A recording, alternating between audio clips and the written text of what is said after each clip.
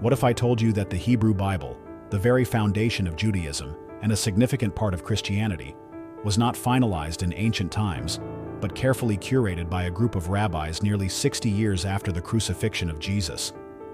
Many believe that religious scriptures were handed down intact and unaltered, but history tells a different story. Around 90 AD, in a small town called Jamnia, or Yavne, a group of Jewish scholars gathered for an urgent mission to decide once and for all which books belonged in the Hebrew Bible and which did not. But this was not a simple academic discussion. It was a moment of survival. The Jewish people had just suffered one of the greatest catastrophes in their history, the destruction of the Second Temple. Their world was in crisis, and without the temple to unite them, their faith was at risk of fragmenting forever. And so, the rabbis made choices. But were these choices purely religious, or were they political? Were certain books excluded to suppress ideas they deemed dangerous? And did these decisions, made behind closed doors, unintentionally shape the course of Christianity as well? Let's uncover the hidden history of the Council of Jamnia. To understand why this council was necessary, we need to go back to one of the most devastating events in Jewish history, the Great Jewish Revolt, 66 to 73 AD. For centuries, Judea had been under the iron grip of the Roman Empire. Heavy taxation, political oppression, and religious tensions boiled over in 66 AD, leading to a full-scale Jewish rebellion. At first, the Jewish rebels saw success, even defeating a Roman legion. But in 70 AD, Rome struck back with brutal force. The future Emperor Titus led a massive Roman army to crush the rebellion, and, in the process, destroyed the Second Temple of Jerusalem, the heart of Jewish religious life. With the temple gone, Judaism faced an existential crisis. The temple had been the center of worship, the place where sacrifices were made, where priests performed rituals, and where the Jewish people united. Now it was nothing but ruins. Without the temple, Judaism had to reinvent itself, fast. It needed new leaders, a new structure, and most importantly, a new foundation. This is where Jamnia comes in. Around 90 AD, a group of Jewish scholars and rabbis gathered in the town of Jamnia, about 30 miles west of Jerusalem.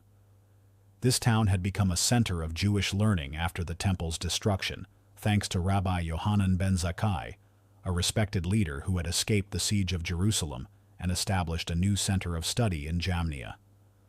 At this meeting, the main objective was clear: to define which texts were truly sacred and should be considered part of the Hebrew Bible. But why was this necessary? Weren't Jewish scriptures already established? Not exactly. For centuries, different Jewish groups had followed different collections of scriptures. The Sadducees, for example, accepted only the Torah, the first 5 books of Moses. The Pharisees, on the other hand, recognized additional books, including the Psalms, prophets, and wisdom literature. Meanwhile, the Essenes, the group responsible for the Dead Sea Scrolls, had even more sacred texts, some of which were never included in the final Hebrew Bible. Then, there was the issue of the Septuagint, the Greek translation of the Hebrew Scriptures. Many Jews, especially those living outside Judea, relied on the Septuagint. But this version included books that weren't in the Hebrew manuscripts, such as Tobit, Judith, and Maccabees.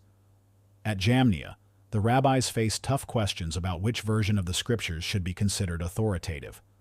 Should the Greek Septuagint be rejected in favor of the Hebrew texts? Should books like Ecclesiastes and Song of Solomon be included, despite their controversial nature? And most importantly, how should Judaism redefine itself without the temple as its center? The debates in Jamnia were intense and controversial, with some books nearly being excluded from the Hebrew Bible. One of the most debated texts was Ezekiel, which some rabbis feared might lead people astray because parts of its mystical visions seemed to contradict Torah law. Another disputed book was Ecclesiastes, known for its skepticism and existential questioning, including its famous declaration that everything is meaningless. Many scholars worried that its pessimistic outlook made it unfit for sacred scripture. Then there was Song of Solomon, Song of Songs, a passionate love poem filled with sensual imagery. Some argued it was too secular to be part of the Hebrew Bible, while others defended it as an allegory for God's love for Israel. Another book under scrutiny was Esther, which never mentions God's name even once, making some uneasy about including it.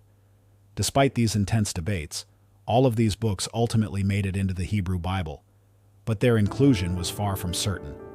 One of the most far-reaching decisions at Jamnia was the rejection of the Greek Septuagint in favor of Hebrew texts.